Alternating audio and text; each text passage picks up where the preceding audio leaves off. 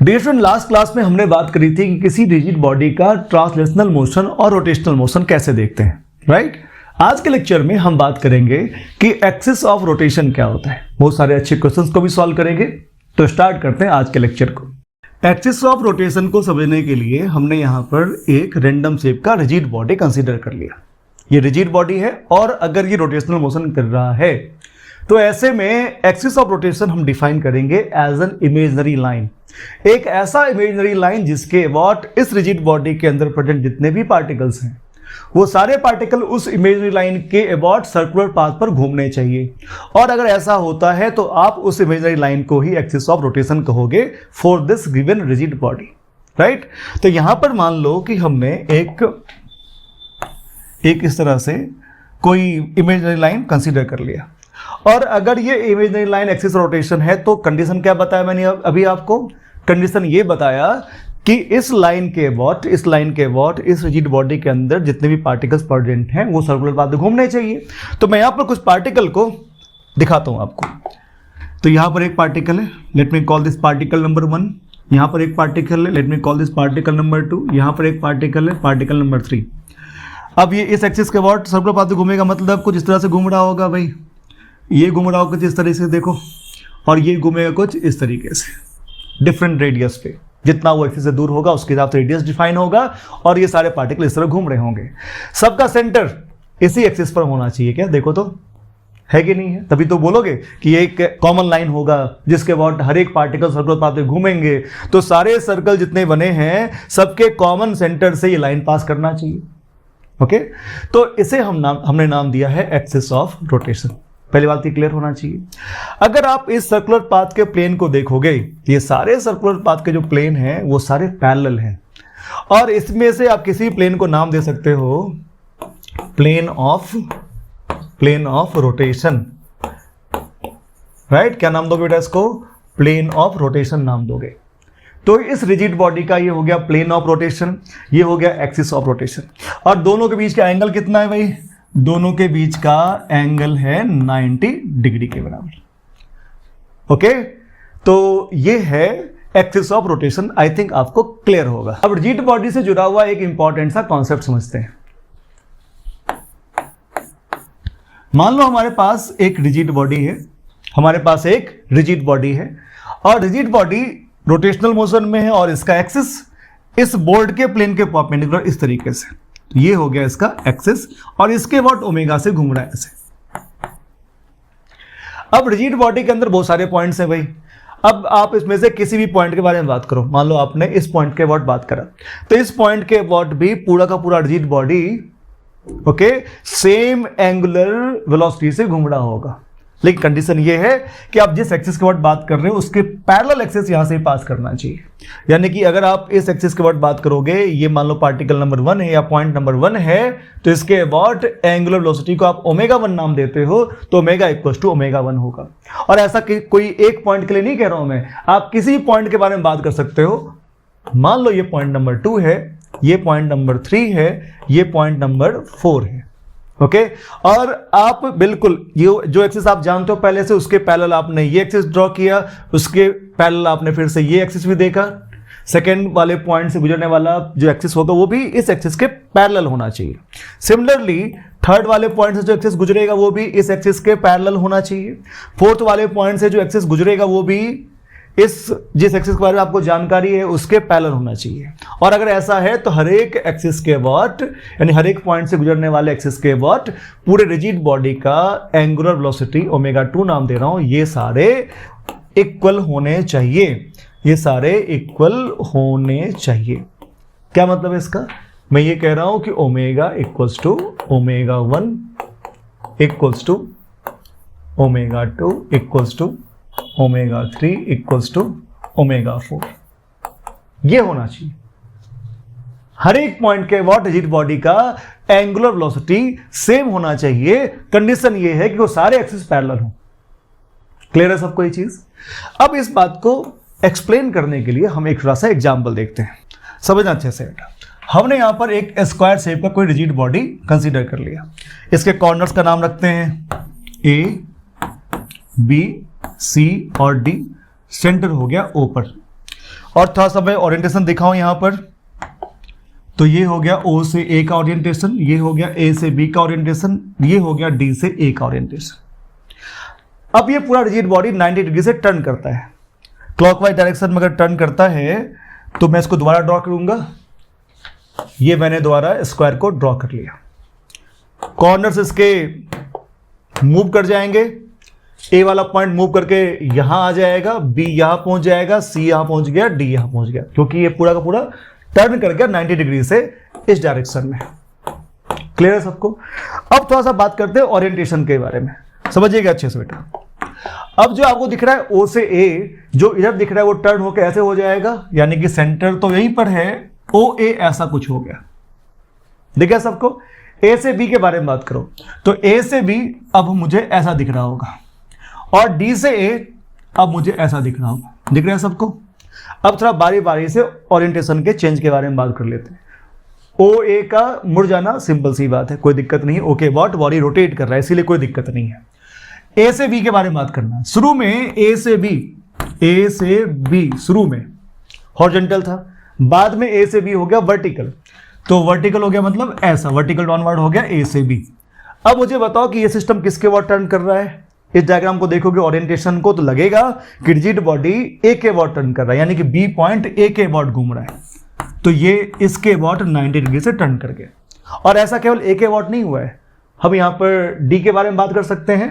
देखो D के वाट ये पहले था A पॉइंट, D के वाट A पॉइंट पहले था वर्टिकल अपवर्ड, और बाद में D के वाट ये हो गया हॉरिजॉन्टल, यानी कि ये हो गया ऐसे।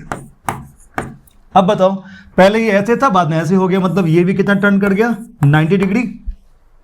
ओके, सेम अमाउंट में टर्न कर गया, यानी कि डी के अबाउट में भी टर्न कितना है 90 डिग्री, ए के अबाउट भी टर्न कितना है 90 डिग्री, ओ के अबाउट भी टर्न कितना है 90 डिग्री। मतलब रिजिड बॉडी के हर एक पॉइंट के अबाउट सेम अमाउंट में टर्न मिल रहा है आपको। Okay, same amount of angular rotation है। और अगर सेम अमाउंट में एंगुलर रोटेशन है और ये सारी बातें सेम टाइम में अगर होती है, इसका मतलब पूरे यानी कि रिजिड बॉडी के हर एक पॉइंट के अबाउट एंगुलर वेलोसिटी सेम हो जाना चाहिए। अब हम बात करने जा रहे हैं रिजिड बॉडी के एंगुलर वेलोसिटी के बारे में। ओके, एक रिजिड बॉडी है, इसके अंदर बहुत सारे पॉइंट्स होंगे। अगर मुझे उन सारे पॉइंट्स में से किसी भी दो पॉइंट के वेलोसिटी के बारे में पूरी जानकारी हो, साथ ही दोनों पॉइंट के बीच का सेपरेशन हमें मालूम हो, तो इतना इंफॉर्मेशन सफिशिएंट है उस रिजिड बॉडी के ओमेगा को कैलकुलेट करने के लिए। देखते बेटा कैसे हम ओमेगा को कैलकुलेट करेंगे। मान लो हमारे पास एक रिजिड बॉडी है। ओके, अब रिजिड बॉडी के अंदर दो पॉइंट कंसीडर करना है, नाम देता हूं ए, दूसरे का नाम देता हूं बी। ए जा रहा है इधर वी ए से और बी जा रहा है इधर वी बी से। दोनों को ज्वाइन कर देते हैं ऐसे, दोनों को हमने ज्वाइन कर दिया। सेपरेशन आर ए भी हमें मालूम है, ये एंगल अल्फा मालूम है और ये एंगल बीटा मालूम है। बॉडी रिजिड है। मैं यहां पर सारे वेलोसिटी टर्म का कंपोनेंट करता हूं दो डायरेक्शन में। एक डायरेक्शन जो ए को बी से ज्वाइन करता है, इस डायरेक्शन का नाम देते हैं बेटा रेडियल डायरेक्शन सपोज। तो ऐसे में कंपोनेंट अपन करेंगे तो इससे कहेंगे वी ए रेडियल, वैल्यू हो जाएगी वी ए कॉस अल्फा, और एक कंपोनेंट इसके परपेंडिकुलर कर लेते हैं। ओके, इसे नाम देता हूं वी ए नॉर्मल, और इसकी वैल्यू हो जाएगी वी ए साइन अल्फा। देखो ठीक से, हमने वी ए का दो कंपोनेंट करा, we A cos alpha, V A sine alpha. इसे नाम दिया रेडियल डायरेक्शन, इसे नाम दिया नॉर्मल डायरेक्शन। सिमिलरली हम बी का भी कंपोनेंट करते हैं यहां पर। ये हो गया V B radial, that is VB cos beta, और ये हो गया VB normal, that is VB sin beta. ये होना चाहिए। अब आपको मालूम है कि अगर ये रिजिड बॉडी है तो line joining A and B, यानी कि इस रेडियल डायरेक्शन में दोनों ही वेलोसिटी टर्म का कंपोनेंट इक्वल होना चाहिए। क्या मतलब हुआ इसका? इसका मतलब ये हो गया कि अलोंग ए बी अगर आप बात करोगे, यानी कि रेडियल डायरेक्शन में V B R equals to हो जाएगा वी ए आर, यही होना चाहिए। यानी कि आप लिख दोगे V B cos beta equals to V A cos alpha, ये लिखोगे आप। और अगर आप वेक्टर फॉर्म में लिखना चाहो तो आप एक रिलेटिव का टर्म लिख सकते हो, that is VAB, velocity of A relative to B along radial direction must be 0। यानी कि ए ना तो बी को अप्रोच कर रहा है, ना ए बी से सेपरेट हो रहा है। Line joining A and B इस डायरेक्शन में दोनों का जो रिलेटिव वेलोसिटी है एक दूसरे के लिए 0 है। इतना तो क्लियर होगा। हमें बात करनी थी ओमेगा के बारे में, तो बाकी जो बचा टर्म उसको देख लेते हैं। हम एक काम करते हैं, ए या बी दोनों में से किसी एक के फ्रेम में बैठ के बात करते हैं। हमने यहां पर लिख दिया बी और यहां लिख दिया ए। हम बी के फ्रेम में बैठ के बात कर सकते हैं। तो जैसे तुम बी के फ्रेम में बैठोगे, बी चला जाएगा रेस्ट में और आपको ए का ये नॉर्मल वाला वेलोसिटी दिखाई देगा इस डायरेक्शन में, VA नॉर्मल दिखाई देगा, सही है। और साथ में VB का भी नॉर्मल दिखाई देगा यहां पर उल्टे डायरेक्शन में, यानी कि एक टर्म मैं इसमें और ऐड कर देता हूं, VB नॉर्मल, इस तरीके से। ये RAB आपको मालूम है। अब आप देखो बेटा, B के अबाउट आपको A दिख रहा है इधर जाता हुआ, परपेंडिकुलर टू दिस लाइन। आप चाहो तो इसको आप ऐसा एज्यूम कर सकते हो कि B जो है एक सर्कुलर पाथ का सेंटर है या सर्कल का सेंटर है, जिसके अबाउट RAB रेडियस वाले सर्कल या फिर सर्कुलर पाथ पर A जो है वो सर्कुलर मोशन कर रहा है। ऐसे में ये जो दिख रहा है वेलोसिटी, आपको ये बिहेव करता दिखेगा एज अ टेंजेंशियल वेलोसिटी, और इस तरह से आप लिख पाओगे omega equals to V tangential upon R। Okay, अब V टेंजेंशियल है कितना, तो ये दिख रहा है बेटा आपको, ये है VA normal, right, minus VB normal, और हमें दोनों का मैग्नीट्यूड रखना है ऐसे, अपॉन RAB, ये हो जाएगा ओमेगा। और आप चाहो तो इस वाले टर्म को लिख सकते हो, VA normal minus VB normal को VAB, यानी VA relative to B along normal direction. तो आप लिख दो बेटा इसको VAB नॉर्मल डायरेक्शन में, okay, upon RAB, upon RAB लिखना है आपको। मॉड लगा दीजिए ताकि मैग्नीट्यूड आ जाए अच्छे तरीके से। यहां तक बात समझ में आ गई होगी। थोड़ा सा मैं इसको आगे ऐड करता हूं, देखना। अपन फर्दर लिख सकते हैं omega equals to VAB along normal direction plus VAB, क्या मैं लिख सकता हूं रेडियल डायरेक्शन। बोलोगे सर अब ये लिखा था, ये क्यों एक्स्ट्रा लिख दिया, तो ये तो वैल्यू पहले से 0 पता है अपन को कि VAB रेडियल डायरेक्शन में 0 होता है किसी भी रिजिड बॉडी के लिए। अगर आप इसको एक्स्ट्रा ऐड कर भी दोगे तो कोई फर्क नहीं पड़ने वाला, राइट। और अगर आपने ये लिख दिया तो क्या मैं इस पूरे को कंबाइंड एक साथ लिख सकता हूं, VA relative to B upon RAB, okay, ये बन गया ओमेगा। यानी कि अब आप डायरेक्ट ओमेगा फाइंड आउट कर सकते हो। तो ये वेरी इंपॉर्टेंट सा रिजल्ट है। अब एक एग्जांपल से इस कॉन्सेप्ट को समझते हैं। हमारे पास एक रॉड है कुछ इस तरह का, तो हम इसको रोटेट करा देता हूं। इसका ये एंड ए इधर जा रहा है बेटा, VA है 20 मीटर पर सेकेंड, और ये डायरेक्शन इसका है यहां पर 53 डिग्री, ओके। ये B है, जा रहा है हॉरिजॉन्टल, वैल्यू मुझे नहीं पता। ये एंगल है यहां से 37 डिग्री। इसे नाम देते हैं अपन A, इसे नाम देते हैं B, और दोनों के बीच का सेपरेशन है 5 मीटर। बताना है आपको VB की वैल्यू क्या होगी, और दूसरा बताना है आपको कि इस रिजिड रॉड का ओमेगा क्या होगा। तो आपको VB बताना है और ओमेगा बताना है, दोनों चीज बताना है। तो VB बताना तो वो सिंपल सी बात है, इसको आप आराम से रिजिड बॉडी के कॉन्सेप्ट से बना सकते हो। मैं इसमें को पहले कंपोनेंट करके दिखाता हूं आपको। A का 2 कंपोनेंट करते हैं, A का जो वेलोसिटी है इसका 2 कंपोनेंट करते हैं। एक कंपोनेंट इधर 20 cos 53 degree R cap direction में, और ये है 20 sin 53 डिग्री, ये है n डायरेक्शन में, ओके। आपने इसको n का डायरेक्शन बोल दिया, ओके। अब यहां देखना बेटा, ये हो जाएगा VB cos 37 R cap direction में, और ये हो जाएगा VB sin 37 minus n cap direction. Minus n cap क्यों बोला, इसको आपने n कैप बोल दिया तो ये उल्टा है डायरेक्शन उसके, तो ये क्या हो गया माइनस n कैप। अब आपको मालूम है कि ये जो दो टर्म दिखाई दे रहे हैं, कौन सा, ये रेडियल वाला और ये रेडियल वाला, दोनों बराबर होने चाहिए। अब क्योंकि ये दोनों बराबर है तो आसानी से हम लिख पाएंगे along radial direction. Radial direction के बारे में बात कर रहे हैं अपन। क्यों भाई? क्योंकि रिजिड बॉडी है तो लिख पाएंगे अपन 20 cos 53 इज 3/5। cos 53 डिग्री कितना हो जाएगा? 3/5 equals to VB cos 37 that is 4/5। ये होना चाहिए। और ऐसे में VB की वैल्यू कितनी हो जाएगी? ये 5 कैंसल आउट, ये हो जाएगा 15 मीटर पर सेकेंड, राइट। तो आपको VB की वैल्यू मिल गई कितनी? 15 मीटर पर सेकेंड। तो ये वैल्यू तो अपन को मिल गया। अब बात करनी है ओमेगा के बारे में। थोड़ा सा और भी काम कर लेते हैं। एक काम करते हैं, नॉर्मल वाले डायरेक्शन में दोनों की वेलोसिटी फाइंड आउट करते हैं। ये तो है 20 sin 53 यानी कि 20 इंटू 4/5। ये कितना हो गया? ये हो गया 16 मीटर पर सेकेंड। और ये वाली वैल्यू अब पता है अपन को, क्योंकि VB है 15, तो 15 इंटू साइन 37 कितना हो जाएगा बेटा?